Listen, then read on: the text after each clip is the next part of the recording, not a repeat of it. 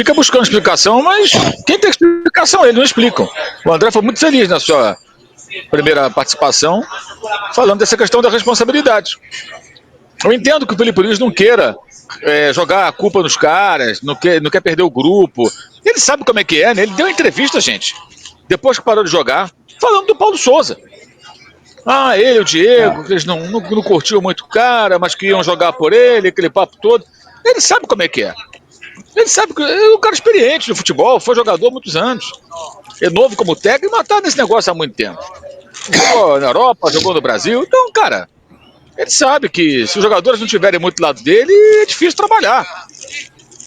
Isso que eu tô falando não é nenhuma novidade. Mas daí a ficar o tempo todo tirando toda a responsabilidade dos caras, é um pouco demais, né? Um pouco demais. Acho que ele poderia até falar, gente, o calendário é pesado e tudo, mas não fizemos um bom jogo, né? Poderíamos ter resolvido esse jogo antes, entramos com o objetivo de fazer tal coisa, não deu certo. Eu comemoro as vitórias. Claro, todo mundo comemora a vitória, cara. Porra! Comemora o quê? Derrota? A torcida comemora a vitória, mas ela queria comemorar essa vitória com um pouco mais de folga, porque ela já passou dias preocupadíssima com a possibilidade de eliminação da Libertadores. Então, contra o adversário eliminado, já até da Sul-Americana, último colocado e tudo mais, pelo menos uma vitória mais tranquila. 2-0.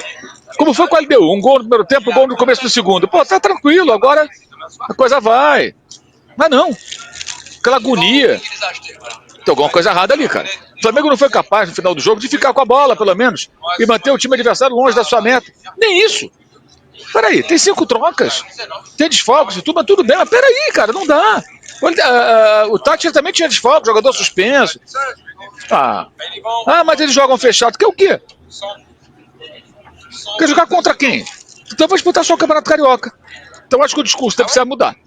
Não precisa atacar ninguém, mas é só se incluir. Olha, nós não conseguimos, sem aquele papo daquele treinador lá de trás que falava, eles perderam, nós empatamos, eu venci. Não é isso. Nós perdemos, nós empatamos, nós vencemos. É só você se incluir. Que é o certo, que ele faz parte. Faz parte, quem arquiteta tudo é o técnico. Mas qual a dificuldade de lidar com isso de uma forma mais direta? Então fica aquilo que o André falou. Se for um discurso para fora, menos mal. Agora, se lá dentro pensar assim, amigo, aí não dá. Cobrar os caras. O comportamento do Alan no final do jogo, que é um garoto, merece um belo de um esporro. Ele errou 2 bolas que mantiveram o time adversário no ataque. O que é aquilo? Aí no final se joga no... Tá cansado do quê, meu filho?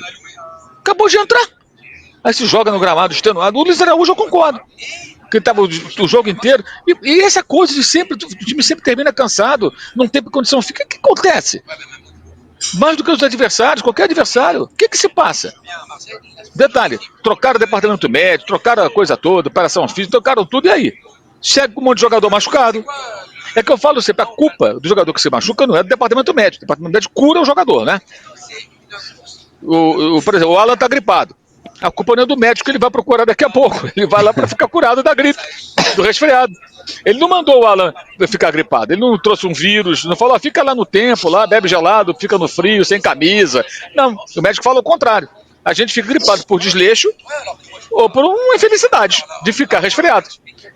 O jogador se machuca por uma infelicidade ou por desleixo, tá mal fisicamente, tudo mais, se machuca, se contunde, não se tratou, não se cuidou, né? O médico vai tentar curar. Pode ser questionado no departamento médico quando demora muito a curar e tal. O que acontece? O jogador nunca fica bom, o leigo vai questionar. Como você vai num médico e você nunca fica bom do resfriado, fala, pô, esse médico não consegue resolver meu problema, você vai em outro, né? Geralmente é assim. O médico não acerta, procura do profissional. Mas foi que mudou tudo, aquele discurso todo, mas não adianta nada, o elenco é o mesmo. O que acontece? Agora a moda é falar, não, jogadores com saúde. Por que esses caras não têm saúde? Todos são atletas, qual a dificuldade? Por que esse grupo é assim? E detalhe, cada um vem de um lugar.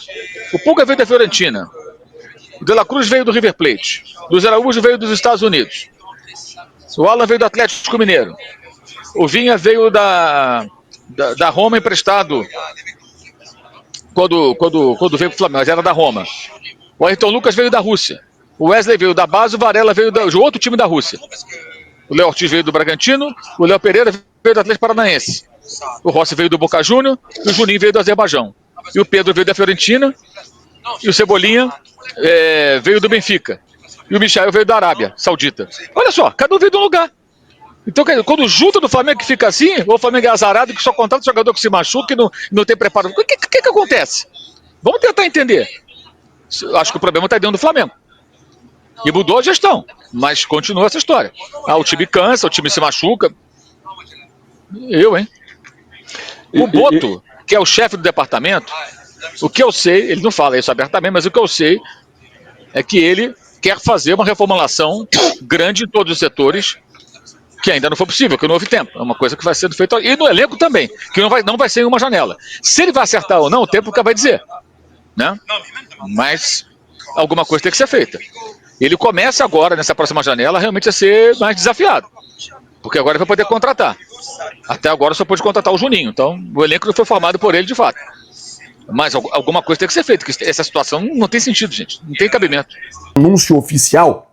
O Everton postou uma nota oficial oficializando a compra de Charlie Alcaraz. A informação é que os ingleses pagaram 15 milhões de euros ao Flamengo pelo jogador, tendo mais 3 milhões de euros de bônus, podendo chegar aí a 18 milhões de euros, algo na casa aí de 115 milhões de reais. O Flamengo, que emprestou em fevereiro o Charlie Alcaraz para o Everton, foi oficializada essa negociação de empréstimo e eles tinham a obrigação de compra a depender de algumas metas serem batidas. As metas não foram batidas. Mesmo assim, o Everton aproveitou a oportunidade, a prioridade que tinha na compra do jogador argentino de 22 anos. Com isso, o Flamengo oficialmente agora, vendeu Charlie Alcaraz para o Everton e recuperou, né, parte do valor aí investido no jogador. O Flamengo precisa ver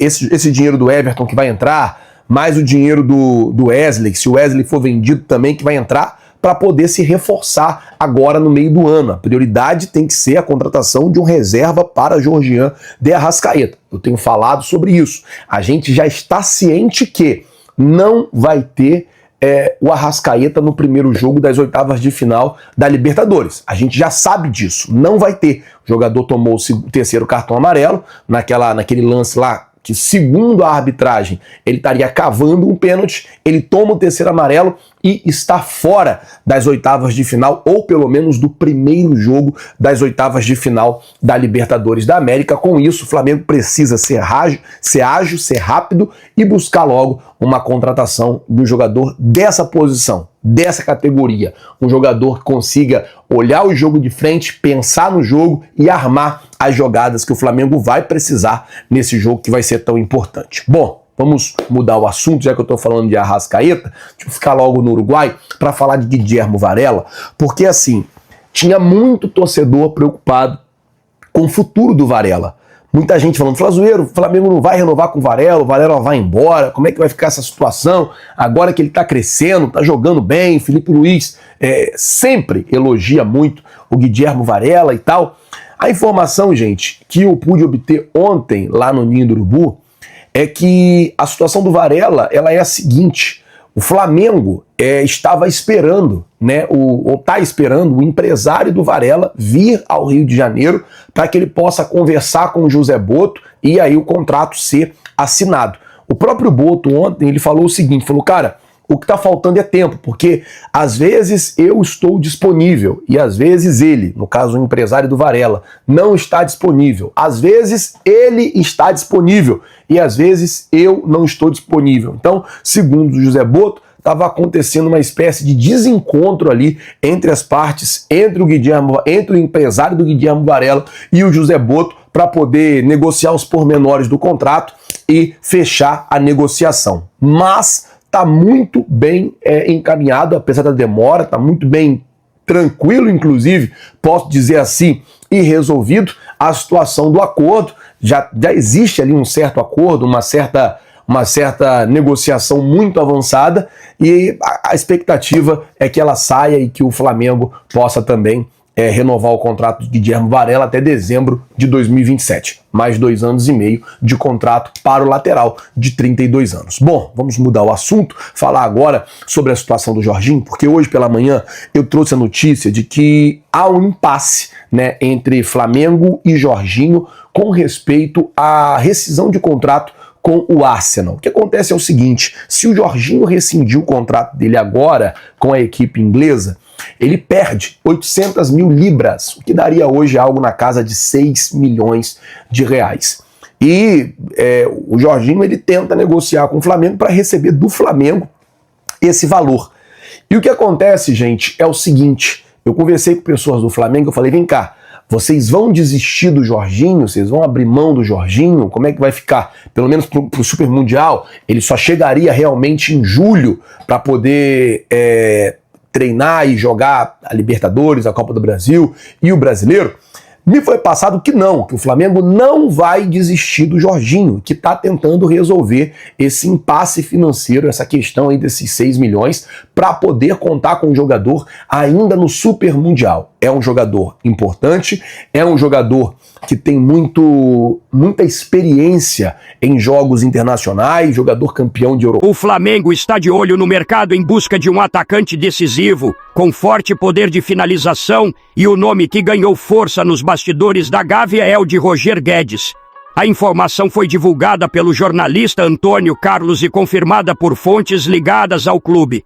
A ideia da diretoria rubro-negra é trazer um jogador com perfil diferente dos atuais atacantes do elenco, que são majoritariamente pontas de velocidade, mas que não têm como principal característica a conclusão das jogadas. Roger Guedes, por outro lado, é visto como um atleta com faro de gol, capaz de resolver partidas com finalizações precisas, algo valorizado pelo técnico Felipe Luiz. O treinador, inclusive, teria dado o aval para a contratação, considerando Roger Guedes uma peça importante para o novo modelo de jogo que pretende implementar. Felipe entende que o jogador pode ser fundamental para aumentar o poder ofensivo do Flamengo, especialmente em competições de alto nível, como o Super Mundial de Clubes, que será uma das grandes prioridades da temporada. O Flamengo pretende oferecer um contrato de 3 anos ao atacante, que atualmente defende o Al Rayyan, do Catar. A diretoria acredita que a experiência internacional de Roger Guedes, aliada ao seu histórico recente de boas atuações, pode agregar qualidade imediata ao elenco. Internamente, o nome do jogador já é tratado como um possível grande reforço para o segundo semestre. A expectativa é que as tratativas avancem nas próximas semanas, com o clube avaliando as condições para viabilizar o negócio. Vale lembrar que Roger Guedes teve passagem marcante pelo Corinthians, onde se destacou justamente pela sua capacidade de decisão em momentos importantes. Caso a negociação se concretize, o jogador chegaria ao clube carioca com status de titular e com papel importante na construção do elenco que irá disputar o Super Mundial de Clubes. As próximas semanas serão decisivas para o desfecho da possível contratação. Agora eu quero saber a opinião de vocês. Roger Guedes seria uma boa contratação? Sim ou não? Deixe sua opinião nos comentários, curta o vídeo e se inscreva no canal para acompanhar todas as atualizações do Mengão. Saudações rubro-negras!